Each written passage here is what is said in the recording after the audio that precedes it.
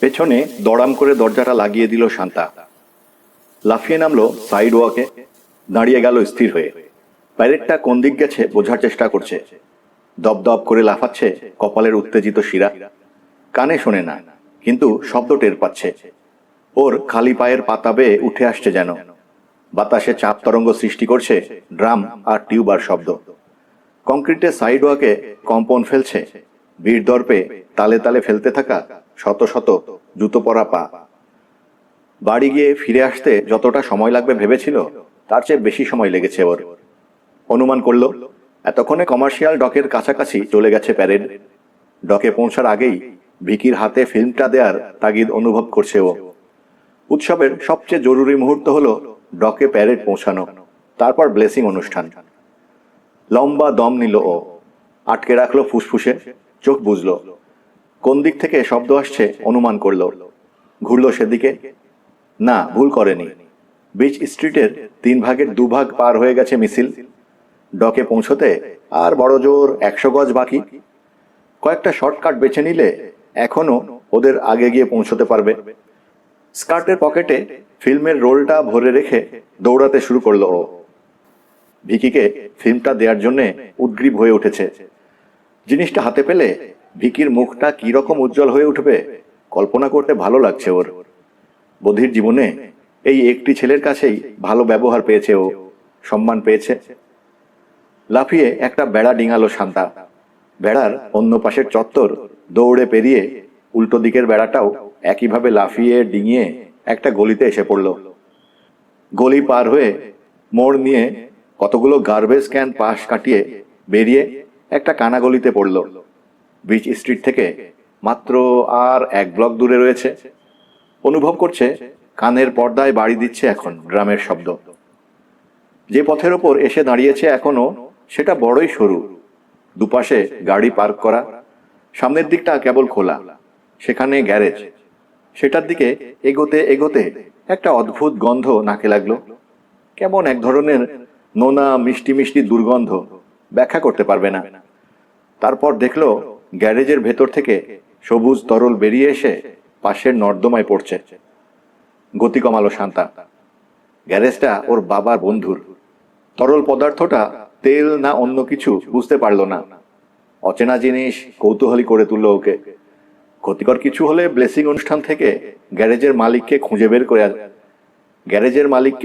বের করে জানাতে হবে। পায়ে পায়ে এগুলো গ্যারেজের দরজার দিকে। দুর্গন্ধ বাড়ছে। চওড়া দরজাটা খোলা। উঁকি দিয়ে দেখলো মেঝেতে সবুজ তরল জমে রয়েছে। সেখান থেকেই গড়িয়ে চলে যাচ্ছে বাইরে। গ্যারেজের ভেতর ঢুকে পড়ল শান্তা। মস্ত এক বাদুড়ের মতো উল্টো হয়ে ঝুলে রয়েছে দানবটা। ফুসফুসে বাতাস টেনে নিচ্ছে। বাতাস থেকে অক্সিজেন পাচ্ছে এখন। দেহকোষে প্রাণ ফিরতে আরম্ভ করেছে। হঠাৎ শিকারের গন্ধ পেল ওটা। শব্দ শুনল, চোখ ঘুরিয়ে নিচে তাকালো। সতর্ক হয়ে গেল শান্তার ষষ্ঠ ইন্দ্রিয়। কানের বদলে প্রকৃতি ওকে নতুন ক্ষমতা দিয়েছে। বাতাসে এক ধরনের চাপ টের পেল, জীবন্ত কিছুর অস্তিত্ব। মনে হলো জোরে জোরে দম নিচ্ছে কেউ। অন্ধকার গ্যারেজে কোনো কিছু চোখে পড়ল না। তবুও অজানা আতঙ্কে কেঁপে উঠল শান্তার মন। গায়ে কাঁটা দিল। মন বলছে, পালাও শান্তা, জলদি পালাও। ঘুরেই দৌড় দিল ও। শিকার দেখেছে দানবটা, সেই দুর্বল প্রাণীগুলোর একটা। শিকার করাও খুব সহজ, খেলে পেটও ভরে। কেঁপে কেঁপে উঠছে দানবটার হাতের পেশি। হাতের পর্দা লাগানো আঙুলগুলো বাঁকা হয়ে গেছে। পা সোজা করতে কড়ি কাঠ থেকে ছুটে এলো হাঁটুর ভাঁজ। নিচে পড়তে লাগলো। অবিশ্বাস্য ক্ষিপ্রতায় শূন্যেই ডিগবাজি খেয়ে সোজা করে ফেললো দেহটা। পায়ের উপর লাফিয়ে নামলো।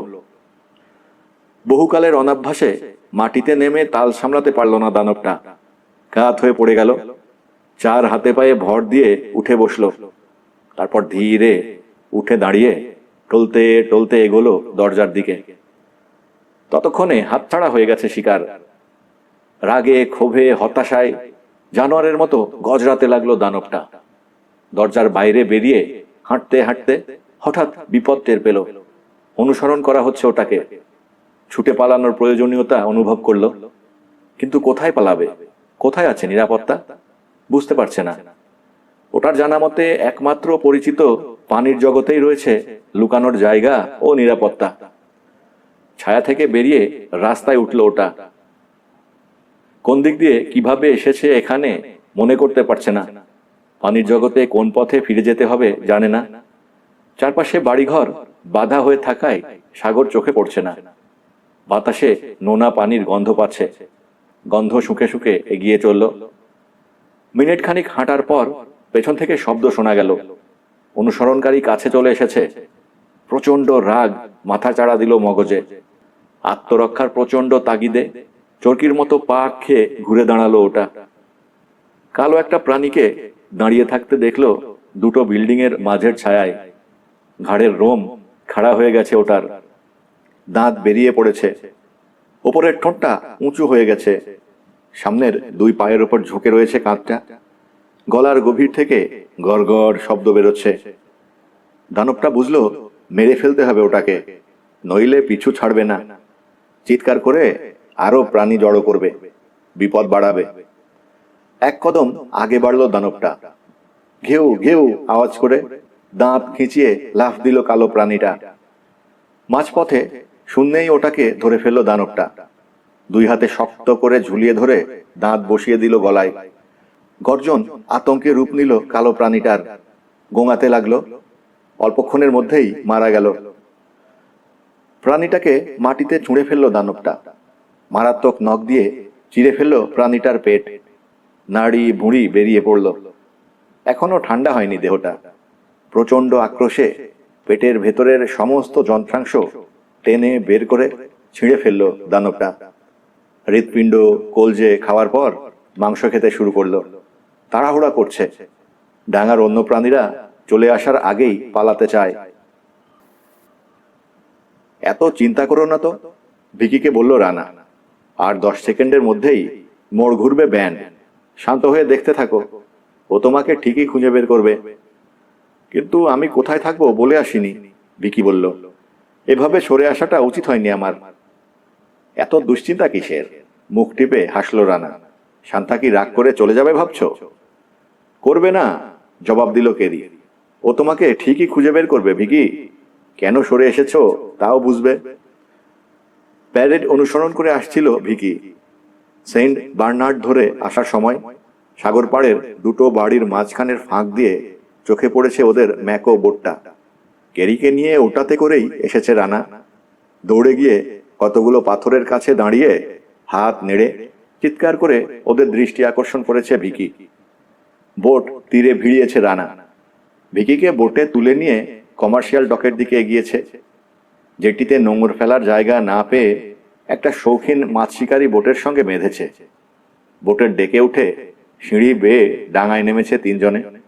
প্যারেডের আগেই চলে এসেছে এখানে। মোড়ের মাথায় প্রথম দেখা দিলেন বিশপ। তাকে অনুসরণ করে এলো ড্রাম বাদকরা। মোড় ঘুরে বেরিয়ে এসে ডকের দিকে যাওয়ার সোজা রাস্তাটায় পড়তে বদলে গেল বাজনার সুর। কলোনেল বগি বাজিয়ে মার্চ করতে করতে এগোলো। নিজের শূন্য ক্যামেরাটার দিকে অসহায় দৃষ্টিতে তাকালো ভিকি। ব্যাপারটা লক্ষ্য করে কেরি বলল, আমার কাছে ক্যামেরা আছে। পকেট থেকে ছোট একটা ক্যামেরা বের করলো ও। তোমার ছবিগুলো আমিই তুলে দিচ্ছি। জনতার ভিড় ঠেলে এগিয়ে এসে রানার পাশে দাঁড়ালেন ম্যাককুইন। নতুন ইস্ত্রি করা হয়েছে পুলিশ চিফের ইউনিফর্ম। চকচক করছে পালিশ করা জুতো। 2000 টুরিস্ট এসেছে এবার মিস্টার রানা, হাসি মুখে বললেন তিনি। আর আপনি আমাকে এই উৎসব ক্যান্সেল করার পরামর্শ দিয়েছিলাম, গম্ভীর স্বরে জবাব দিল রানা। এবং ক্যান্সেল করলেই ভালো করতেন। সবকিছু এখনো ভালোই ভালোই শেষ হয়নি। বিপদের আশঙ্কা করছি আমি আগের মতোই। জনটিকে কখন জেল থেকে ছাড়বেন? শেষ টুরিস্টটি এখানে তার শেষ ডলারটি খরচ করে ফেলার পর এই 6টা নাগাদ। হাসি মুখে জবাব দিলেন ম্যাককুইন। তারপর যত ইচ্ছে ওর মুখে দানবের গল্প শুনবেন, আমার তাতে আপত্তি নেই। খড়খড় করে উঠল ম্যাককুইনের বেল্টে ঝোলানো রেডিও। স্পিকারে বেজে উঠল একটা কণ্ঠ, চিফ। হুক থেকে রেডিওটা খুলে নিলেন ম্যাককুইন। কানে ঠেকিয়ে ওপাশের কথা শুনলেন। মুখ থেকে যেন আপনা আপনি বেরিয়ে এলো শব্দটা, শিট। কি হয়েছে জিজ্ঞেস করলো রানা। টমি ফোন করেছিল। কি হয়েছে বলেনি, শুধু বলল একটা জিনিস নাকি আমার দেখা দরকার, খুব জরুরি। রেডিওটা আগের জায়গায় ঝুলিয়ে রেখে পরে দেখা হবে বলে ডকের দিকে পা বাড়ালেন চিফ। হঠাৎ বাজনার শব্দকে ছাপিয়ে পেছন থেকে কানে এলো ভিকির চিৎকার, শান্তা! ফিরে তাকিয়ে রানা দেখল ভিড়ের ভেতর দিয়ে প্রায় লাফাতে লাফাতে শান্তার দিকে ছুটছে ভিকি। মেয়েটার পা খালি, পরনে নীল পোশাক, ব্যান্ডের পাশ দিয়ে যতটা সম্ভব জোরে দৌড়ে আসছে। মুখোমুখি হলো ভিকি ও শান্তা। মেয়েটা কাঁপছে, কাঁধে হাত রেখে ওকে শান্ত করতে চাইল ভিকি। ওদের দিকে এগোলো রানা। কথা বলতে চাইছে মেয়েটা, কিন্তু প্রলাপের মতো লাগছে কথাগুলো। ভিকির মুখের সামনে এত দ্রুত হাত নাড়ছে যেন হামিংবার্ডের ডানা। মাথা নেড়ে ভিকি বলল, আস্তে বলো, আরো আস্তে। কি বলছে জানতে চাইল রানা। বুঝতে পারছি না, জবাব দিল ভিকি। রানার পাশে এসে দাঁড়ালো কেরি। হাঁটু গেড়ে বসলো শান্তার সামনে। ওর দুই হাত নিজের হাতে তুলে নিয়ে ইশারায় জানতে চাইল, ব্যথা পেয়েছ? মাথা নেড়ে শান্তা জানালো, পাইনি। ভয় পেয়েছ? মাথা ঝাঁকালো শান্তা। কিসের ভয়? একটা জিনিস অনেক বড়। এ সময় নিজের নাম ধরে ডাকতে শুনল রানা। ফিরে তাকিয়ে দেখে ম্যাককুইন। হাত নেড়ে কাছে যেতে ইশারা করেছেন রানাকে। ডকের মাথায় দাঁড়িয়ে আছেন। আসছি, কেরিকে বলে সেদিকে রওনা হলো রানা। রাগে কঠোর হয়ে গেছে ম্যাককুইনের চেহারা। হেনরি গিবসনের কুত্তাটাকে একটু আগে কিসে যেন মেরে ফেলেছে, গলা কেটেছে, পেট চিরে নাড়ি ভুঁড়ি সব বের করে ফেলেছে। খুবলে খুবলে খেয়েছে ওর মাংস। মেপল স্ট্রিটে দেখে এসেছে টমি। আর এই যে এটা পেয়েছে ও। স্টেনলেস স্টিলের একটা ত্রিকোণ দাঁত দুই হাতে টিপে ধরে রেখেছেন ম্যাককুইন। মাথাটা চোখা, দুই পাশে করাতের দাঁতের মতো মিহি খাঁজ কাটা। নিচের অংশ অপেক্ষাকৃত পুরু। দুই কোনায় বড়শির মতো উল্টো কাঁটাওয়ালা দুটো আঁকশি। নিজের অজান্তেই দম আটকে ফেলল রানা। দীর্ঘ একটা মুহূর্ত দাঁতটার দিকে তাকিয়ে থেকে মুখ তুলল ম্যাককুইনের দিকে। বলল, এখানে চলে এসেছে ওটা চিফ, ডাঙায় উঠে পড়েছে। যেখান দিয়ে উঠেছিল সে জায়গাটা খুঁজে বের করলো দানবটা। সৈকতের বালিতে রেখে যাওয়া নিজের পায়ের ছাপ দেখতে পেল।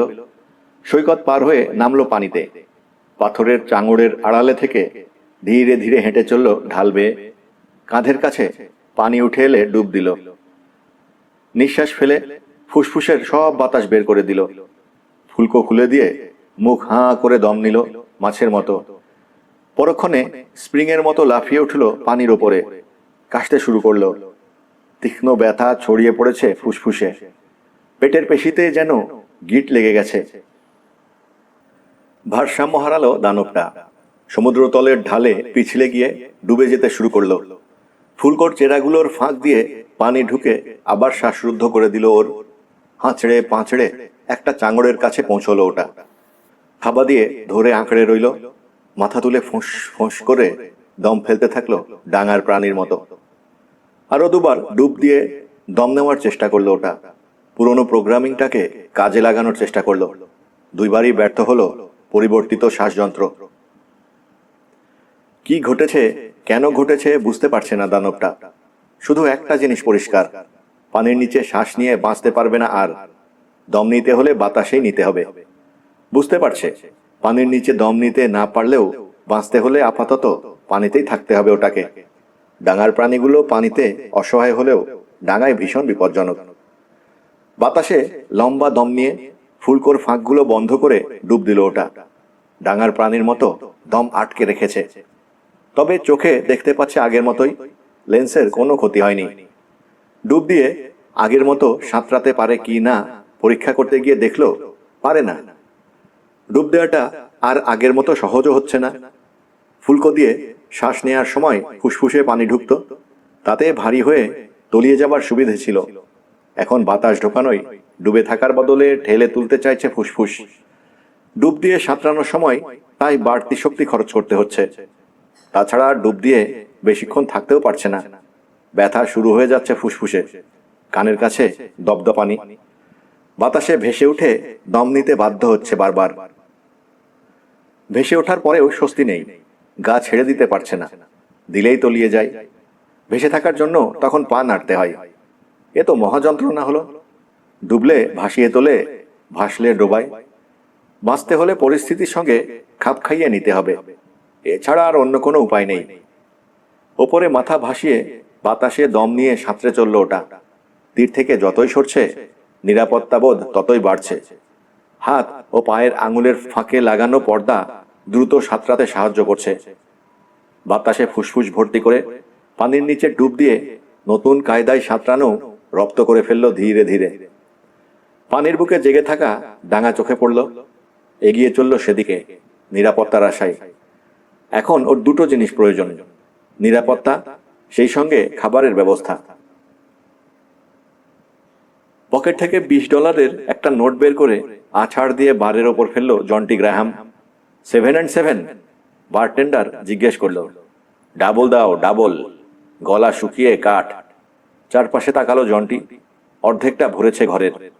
7:30 বাজে। অনেকেই ডিনারে ব্যস্ত। মদের গ্লাসটা ভর্তি করে জন্টির সামনে বসিয়ে দিয়ে নোটটা তুলে নিল বারটেন্ডার। মদের দাম রেখে বাকি টাকা গুনে ফিরিয়ে দেবার সময় হাসি মুখে বলল, শুনলাম লম্বা ছুটি কাটিয়ে এলে ম্যাককুইনের বাড়ি থেকে। মুখ খারাপ করে গালি দিল জন্টি।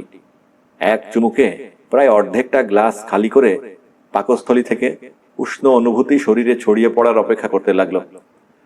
বিনা দোষে ধরার জন্য মাপ পর্যন্ত চাইনি একটিবার। বোঝো কি রকম অন্যায় অবিচার। ভাবছি স্টিভ ম্যাককুইনের বিরুদ্ধে মামলা করব কি না। অন্যায় কি করলো? মদ খেতে দেয়নি? তোমাকে কিন্তু ঝরঝরেই লাগছে। মাঝে মাঝে 2-1 দিন বিশ্রাম নেয়া, মদ না খাওয়া শরীরের জন্য ভালো। গ্লাসের ড্রিঙ্ক শেষ করে আরো দিতে ইশারা করলো জন্টি। মনটা খুশি খুশি ফুরফুরে লাগছে। তার কারণ কিছুটা হলেও প্রতিশোধ নিতে পেরেছে ও। যে আষাঢ়ে গপ্পটা বলার জন্য ওকে হাজতে ভরা হয়েছিল, যার একটা বর্ণ বিশ্বাস করেননি ম্যাককুইন কিংবা আর কেউ, ওকে মিথ্যেবাদী ভাবা হয়েছে, হ্যালুসিনেশন দেখেছে বলে বিদ্রুপ করেছে, সেটা শোনার জন্যই হঠাৎ করে আগ্রহী হয়ে উঠেছেন পুলিশ চিফ আর সেই বদমাশ বিদেশি লোকটা মাসুদ রানা। পাত্তাই দেয়নি জন্টি। চাপাচাপি করায় বলে দিয়েছে মদের নেশা কেটে গেছে তো, তাই কিছুই মনে করতে পারছে না। ওর কাহিনীর মূল্য এখন বুঝে গেছে ও। শুনেছে টিভি কোম্পানিগুলো এ ধরনের কাহিনীর জন্য অনেক টাকা দেয়। এখন ধৈর্য ধরে শুধু অপেক্ষা করা। খবর ছড়াবেই, টিভি কোম্পানির কানেও পৌঁছবে, ছুটে আসবে তারা। গ্যারি কোনার এসেছিল। পার্কার বলল তোমাকে খুঁজতে। তা তো আসবেই, হাসি মুখে জবাব দিল জন্টি। কি বলেছ? দেখিনি তোমাকে। ভালো করেছ। গ্যারির কাছেও গল্প বিক্রি করবে না ভাবছে জন্টি। গ্যারি বেশি পয়সা দিতে পারবে না। না, টিভি কোম্পানি ছাড়া মুখ খুলবে না ও। মনে মনে সিদ্ধান্ত নিয়ে ফেলল জন্টি। দ্বিতীয় ড্রিঙ্কটাও শেষ করে ফেলল। মন আরো ভালো হয়ে গেল পার্কারের আচরণে। যে লোক ওকে ঘাড় ধরে বের করে দিয়েছিল সেদিন, যেন আলাউদ্দিনের আশ্চর্য প্রদীপের ছোঁয়ায় সেই লোকই পুরোপুরি বদলে গেছে। এমন ব্যবহার করছে যেন জন্টি গ্রাহাম একজন ভিআইপি। ভেতরে ঢুকলো একজন লোক। বারের শেষ মাথায় বসে এক গ্লাস মদের অর্ডার দিল।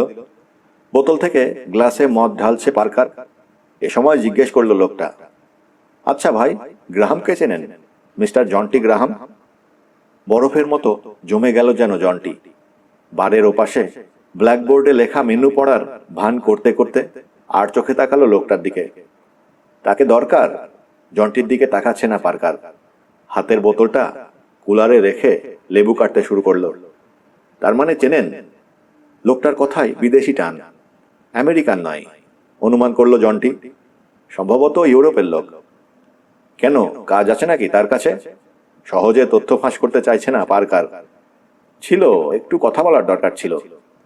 নিশ্চয় কোনো বড় ম্যাগাজিন থেকে এসেছে, কিংবা টিভির লোক চুক্তি করতে এসেছে ওর সঙ্গে। মনস্থির করে ফেলল গ্রাহাম। সামান্য দ্বিধা করে ফিরে তাকালো লোকটার দিকে। আমি গ্রাহাম। আপনি? এত কাছে বসে আছেন অথচ। হেসে উঠে দাঁড়ালো লোকটা, ড্রিঙ্কের গ্লাসটা হাতে নিয়ে এগোলো। বারটেন্ডারের পাশ কাটানোর সময় বলল, আপনি তো বহুত সাবধানী লোক মশাই। মিস্টার গ্রাহাম বসে আছেন এখানেই, অথচ আপনি কিছুই বললেন না। লোকটাকে ভালো করে দেখছে জনটি। 6 ফুটের ওপর, ইঞ্চি 2 হবে লম্বায়, চওড়া কাঁধ, সরু কোমর।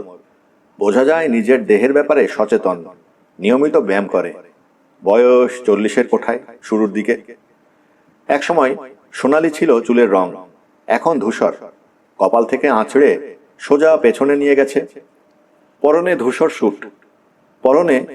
স্যুট, সাদা শার্ট, গাঢ় রঙের টাই, ফ্যাকাশে চামড়া।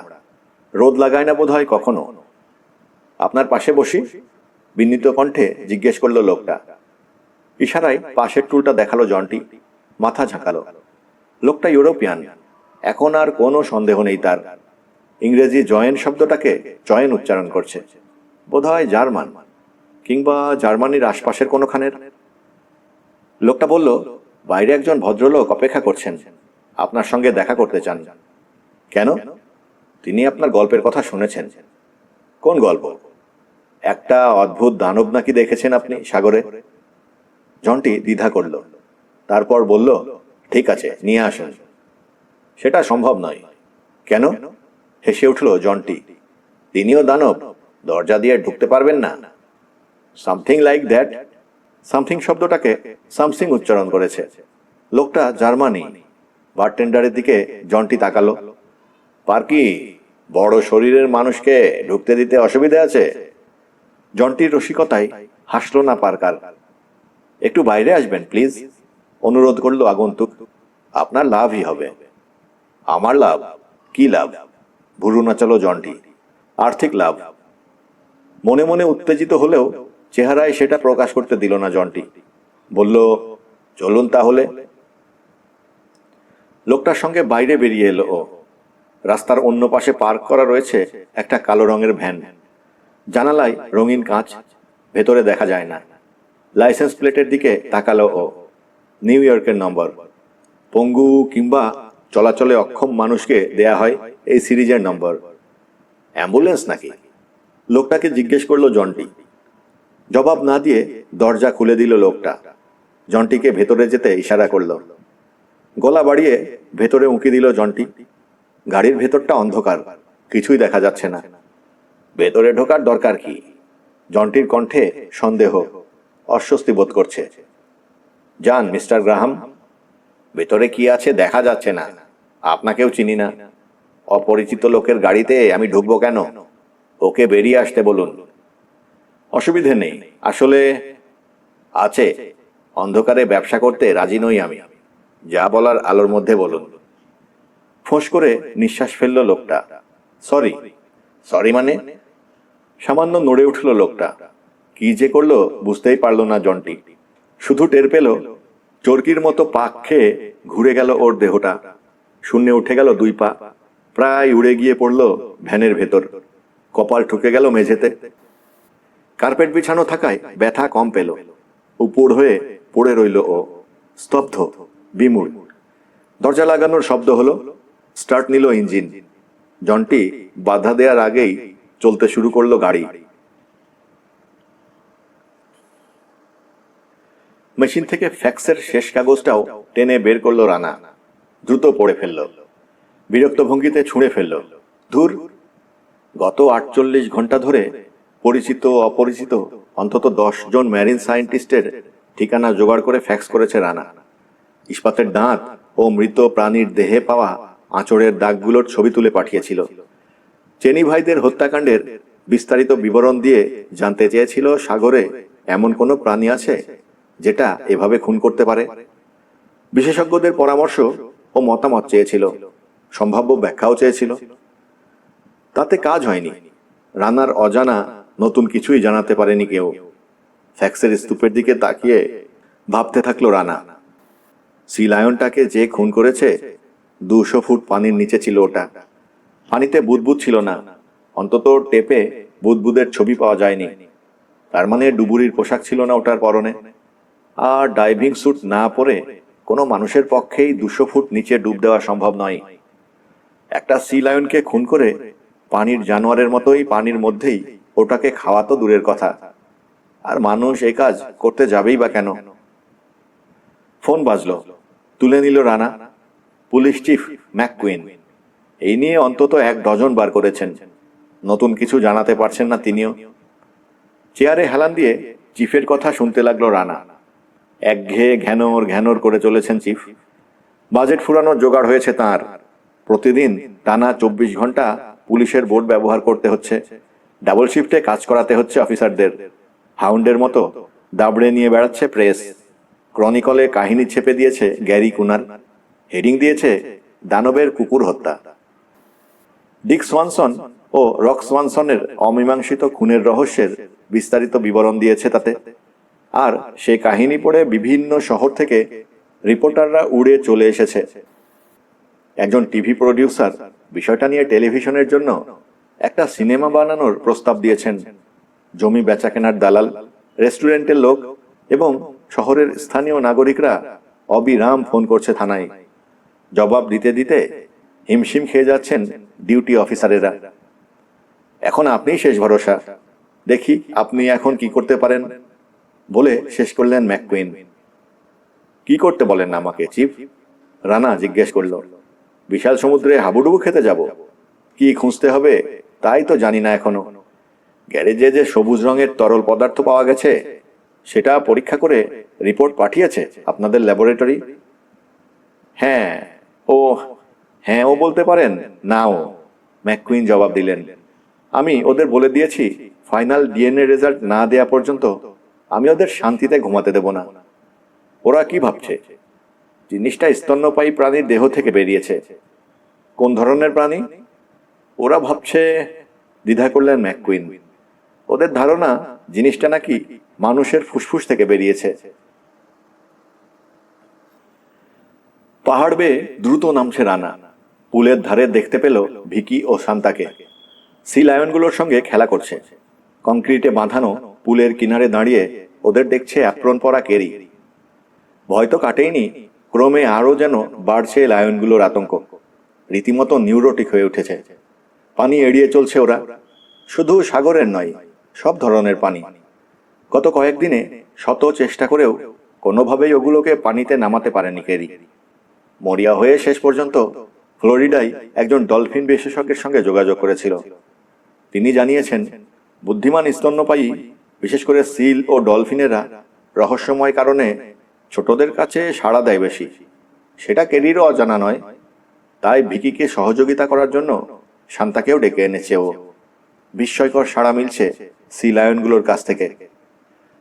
কেরির নির্দেশ এখন প্রায় শুনতেই চায় না লায়নগুলো, কিন্তু শান্তা ওদের কাছে গেলে প্রতিবাদ করে না। ওকে মাথায় হাত বোলাতে দেয়, আদর করতে দেয়, বুঝিয়ে শুনিয়ে ওদেরকে পানিতেও নামাতে পারে ও। শান্তা ও ভিকির সঙ্গে খেলা করে। দুজনের মধ্যে শান্তাকে বেশি পছন্দ করে লায়নগুলো। শান্তার মাধ্যমে ওগুলোকে উৎসাহ যোগাচ্ছে কেরি। শান্তা নিজে থেকে কিছু করতে চাইলেও বাধা দেয় না। রানার সাড়া পেয়ে ঘুরে তাকালো কেরি। সি লায়নগুলোর সঙ্গে দাপাদাপি করতে থাকা শান্তা ও ভিকিকে দেখিয়ে বলল, অবিশ্বাস্য, অদ্ভুত, আমি সত্যিই অভিভূত। আপনার সঙ্গে জরুরি কথা আছে আমার, গম্ভীর কণ্ঠে বলল রানা। 2 মিনিট সময় হবে। ম্যাককুইনের ল্যাবরেটরি টেস্টের ব্যাপারে আমিও আপনার সঙ্গে কথা বলতে যাব ভাবছিলাম। হাত তুলে উল্টা দেখালো কেরি। কিন্তু এদের কাণ্ড দেখে। কোন ব্যাপারে কথা বলবেন? রেডিওতে স্পটার প্লেনের পাইলটের কাছ থেকে একটা খবর শুনলাম। আমি তো ভেবেছিলাম সি লায়নগুলো যেহেতু আর সাগরে নামতে চাইছে না। বাধা দিয়ে রানা বলল, প্লেন আর আপনার দরকার নেই। আমার নেই, কিন্তু একটা জিনিস দৃষ্টি আকর্ষণ করেছে ওর, তাই আমাকে যেচে পড়ে জানিয়েছে। একটা কমার্শিয়াল বোটের জন্য শর্ট ফিশের খোঁজ করছিল। এ সময় ব্লক আইল্যান্ডের কাছে একটা শৌখিন মৎস্য শিকারীর বোটকে ঘোরাঘুরি করতে দেখেছে। পানিতে টোপ ফেলা হচ্ছে বোট থেকে। ওর ধারণা কোনো প্রাণীকে খুঁজে বেড়াচ্ছে বোটটা। লোকগুলোর প্রশংসা না করে থাকতে পারছি না। দানব নিয়ে এত আলোচনা, এত তোলপাড়, তার মধ্যে হোয়াইট শার্কের খোঁজে সাগরে বেরিয়েছে। সাহস আছে বলতে হবে। পাইলটের ধারণা হাঙরের টোপ ফেলছে না ওরা, বটল নোজ ডলফিনকে আকৃষ্ট করতে চাইছে। ডলফিন ধরা ফেডারেল আইনে বেআইনি। ডলফিন? অবাক হলো রানা। হ্যাঁ। বোটটা চিনতে পেরেছে? পেরেছে, ওয়াটার বোরোর বোট, সি হান্টার। অসম্ভব, ও ভুল করেছে। কেন? স্যামি, আমি বিশ্বাস করতে পারছি না, রানা বলল। স্যামি মেডিনা দায়িত্বশীল চার্টার বোটম্যান, অসৎ বোটম্যানদের বিরুদ্ধে সোচ্চার, প্রায়ই প্রতিবাদ সভা করে। ও ওরকম বেআইনি কাজ করবে? প্লেন থেকে নামটা ভুলও দেখে থাকতে পারে পাইলট। হুঁ, ভুল করেনি, মাথা নাড়ল রানা। স্পটার প্লেনের পেশাদার পাইলট, পানির নিচের প্রাণী খুঁজে বের করে যার চোখ, সেই লোক বোটের নাম ভুল করবে? এ হতেই পারে না। দাঁড়ান, শিওর হয়ে নেই। আমার সঙ্গে কি কথা বলতে এসেছিলেন আপনি? কেরি জিজ্ঞেস করল। 1 মিনিট, হাঁটতে হাঁটতে জবাব দিল রানা। আসছি। কেরিও এলো পেছন পেছন। দুজনে ছাউনিতে ঢুকলো। দেয়ালে বসানো একটা টেলিফোন। রিসিভার নামিয়ে এনে ডায়াল করলো রানা। কথা বলতে বলতে উত্তেজিত হয়ে উঠল। রিসিভার রেখে বলল, মাথায় ঢুকছে না কিছু। কি? স্যামি বাড়িতে বসে বড়শিতে ফ্লাই বাঁধছে, ছুটি কাটাচ্ছে আজ। সকালে এক লোক ওর কাছে গিয়ে সি হান্টারটা ভাড়া নিতে চায়, শুধু বোটটা নেবে। স্যামি কিংবা ওর ক্রুরা যেতে পারবে না সঙ্গে। কেন নিচ্ছে কোনো প্রশ্ন করা চলবে না। প্রতিদিনের ভাড়া $10,000। ভুরু কোঁচকালো কেরি। এত টাকা ভাড়া দিয়ে কি মাছ ধরবে? জানি না, মাথা নাড়ল রানা। কে ভাড়া নিয়েছে জানেন? মাথা নাড়ল কেরি। Jonty Graham. গ্রাহাম? হ্যাঁ। আমি ভাবছি এত টাকা ওই ছেঁচড়াটা কোথায় পেল? প্রতিদিন $10,000 দিয়ে বোট ভাড়া নেয়ার ক্ষমতা জন্টি কেন ওয়াটার বোরোর কারোরই নেই। নিশ্চয়ই হোয়াইট শার্টটার পেছনে লাগেনি। হাঙরের পিছনিতে অত টাকা লাগে না। আমার ধারণা কাউকে দানবের টোপ গিলিয়েছে জন্টি, তাকে নিয়ে দানব ধরতে বেরিয়েছে। এছাড়া আর কোনো যুক্তি আমার মাথায় ঢুকছে না। একটা ঝোপে শুয়ে আছে দানবটা, শুনছে আশপাশে বনের ভেতর থেকে আসা জন্তু জানোয়ারের শব্দ। ডাঙার পরিবেশের সঙ্গে খাপ খাইয়ে নিচ্ছে দ্রুত, শান দিচ্ছে মগজটাকে। পানি থেকে উঠে আসার পর নানা রকম পরিবর্তন হচ্ছে দেহের ভেতর, টের পাচ্ছে, কিন্তু কি হচ্ছে বোঝার ক্ষমতা নেই। পানির পরিবর্তে বাতাসে শ্বাস নিতে নিতে ক্রমেই ভ্যাসকিউলার সিস্টেম, হৃৎপিণ্ড এবং মগজের পরিবর্তন ঘটছে। তাতে করে উপলব্ধি বাড়ছে, অনেক কিছু মনে পড়ে যাচ্ছে। প্রচুর রাসায়নিক পরিবর্তন ঘটছে দেহের ভেতর। নিজের পরিচয় ক্রমে স্পষ্ট হয়ে আসছে। বহু জিনিস, অনেক প্রাণীর নামও মনে পড়ছে। ফিরে আসছে স্মৃতি। দূর অতীতের স্পষ্ট স্মৃতিগুলো এখন স্বপ্নের মতো লাগছে। অতীত, ভবিষ্যৎ সবকিছুই ধোঁয়াটে, কুয়াশাচ্ছন্ন রয়েছে এখনো। তবে কুয়াশার জাল কাটতে আরম্ভ করেছে ধীরে ধীরে। মাটিতে লম্বা গর্ত খুঁড়ে তাতে শুয়ে আছে ওটা। ওপরে ডালপাতা ফেলে গা ঢেকে লুকিয়ে রেখেছে নিজেকে। পেট মোটামুটি শান্ত। অতি কৌতূহলী একটা কুকুর ঝোপের ভিতর উঁকি দিয়ে ওকে দেখে ফেলেছিল। ওটাকে মেরে খেয়ে নিয়েছে দানবটা। বুনো প্রাণীকে ধাওয়া করে ধরতে পারবে না।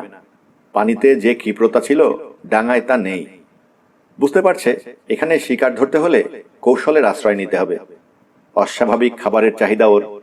কম খেলে যথেষ্ট শক্তি তৈরি হয় না শরীরে। শক্তির জন্য অনেক খাবার দরকার।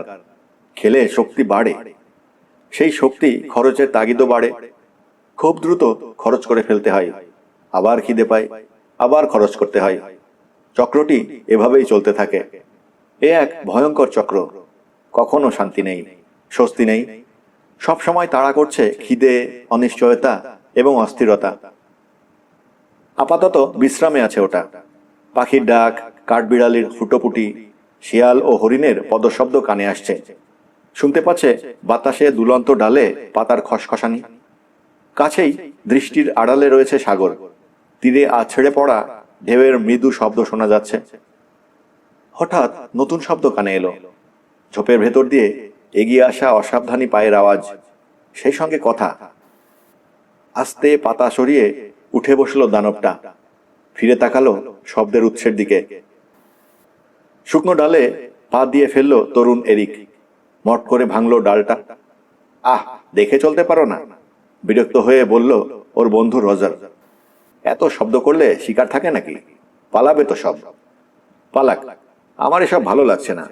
প্রাইভেট প্রপার্টিতে শিকার করতে আসা আমাদের ঠিক হয়নি। উফ, আবার সেই এক কথা, কতবার বলবো? এখানকার জন্তু জানোয়ারদের নিয়ে মাথায় ঘামায় না জায়গার মালিক। তাহলে এখানে শিকার করা নিষেধ, নোটিশ লিখে রেখেছে কেন? বীমা কোম্পানিকে দেখানোর জন্যে। আবার কেন? রজার বলল, এখানে যা যা আছে, গাছপালা, জন্তু জানোয়ার, বীমা করানোর সময় সব কিছুর উল্লেখ করেছে। তাহলে বীমা কোম্পানি নালিশ ঠুকে দেবে আমাদের বিরুদ্ধে। পুলিশে ধরলে বুঝবে মজা। এখনো সময় আছে, চলো তো ফিরে যাই। এত কষ্ট করে এত দূরে এসে ফিরে যাব? তুমি অহেতুক ভয় পাচ্ছ এরিক। এত এত র্যাকুনের মাঝে এক আধটা র্যাকুন খোয়া গেলে কেউ জানবেই না। তাছাড়া গুলিও তো করছি না যে শব্দ শোনা যাবে। রজারের হাতের ধনুকের দিকে তাকালো এরিক। কিন্তু ওই জিনিস দিয়ে র্যাকুন মারা যাবে, এখনো বিশ্বাস হচ্ছে না আমার। তুমি একটা হাঁদা এরিক। বললাম তো, এটা সাধারণ ধনুক নয়। এটা দিয়ে তীর ছুঁড়লে 50 গজ পর্যন্ত নিখুঁতভাবে লক্ষ্যভেদ করে। রাইফেলের বুলেটের চেয়ে কম মারাত্মক নয়। বলা যায় না, ভাগ্য ভালো হলে হরিণও পেয়ে যেতে পারি। হরিণ মারবে? তাহলে আমি এখনই চলে যাচ্ছি। হরিণ মারলে আর ধরা পড়লে সোজা 10 বছরের জন্য ঢুকিয়ে দেবে, কোনো কথা শুনবে না। গাধার মতো কথা বলো না তো, ধরতে পারলে তো তবেই জেল। আরো কয়েক গজ এগোলো ওরা। বড় একটা গাছ ঘিরে গজিয়ে ওঠা ঘন লতাপাতা ও ঝোপের কাছে এসে দাঁড়ালো। চমৎকার জায়গা, রজার বলল। এখানে লুকিয়ে থাকলে শিকার পাবোই পাবো। ওরা ঘন ঝোপে ঢুকলো। গাছের গোড়া ঘুরে চলে এলো অন্য পাশে। বিছুটিতে ভর্তি। নাক মুখ কুঁচকে বলল এরিক, তোমার পরনের জিন্স ভেদ করে চামড়ায় লাগবে না বিছুটি? চারপাশে তাকিয়ে রজার আবার বলল, চমৎকার জায়গা। কাঁটাঝোপ আর বিছুটিতে ভরা এরকম একটা জায়গাকে চমৎকার জায়গা মনে হলো তোমার? তাই তো, দেখছো না চেস্টনাট গাছ, র্যাকুন আর হরিণের প্রিয় ফল, অন্যদেরও প্রিয়। অন্য কারা? বুনো প্রাণী। কথা বললে বোঝো না নাকি? ধৈর্য হারাচ্ছে রজার। আসে গায়ে বিছুটি লাগাতে। না, আর পারা গেল না। তোমার মাথায় কি ঘিলুটিলু কিছুই নেই? জন্তু জানোয়ারের চামড়ায় বিছুটি লাগলে কিছু হয় না। এখন বকবকানি বাদ দিয়ে একটু চুপ মারবে? একটু চুপ করবে? গাছের গোড়ায় হাঁটু গেড়ে বসলো ওরা। কোমরে বাঁধা তুন থেকে স্টিল পয়েন্টেড একটা গ্রাফাইট বোল্ট বের করলো রজার, 8 ইঞ্চি লম্বা। ধনুকটা মাটিতে রেখে তা টেনে এনে কক করলো। বোল্টটা বসিয়ে দিল স্লটে। এ কোনো তীর হলো? এরিক বলল। পেছনে পালক নেই, কিচ্ছু নেই। এসব বোল্টে পালক লাগে না। রাইফেলের গুলির মতো ঘুরতে ঘুরতে বেরোবে, সোজা ছুটে যাবে বাতাস কেটে। মাথায় তো আঁকশিও নেই তীরের মতো। বুলেটেরও তো থাকে না, তাতে কি? নিশানা খুব ভালো হয় এই তীরের, আমি জানি। প্রচন্ড ক্ষমতা। শুনেছি জায়গা মতো লাগাতে পারলে গন্ডারও মারা যায়। তীর দিয়ে গন্ডার মারে, র্যাকুন মরে কিনা তাই দেখো। চুপ, একদম চুপ। ধমকে উঠতে গিয়েও স্বর নামালো রজার। আওয়াজ শুনলে এদিকের ছায়াও মারাবে না জন্তু জানোয়ার।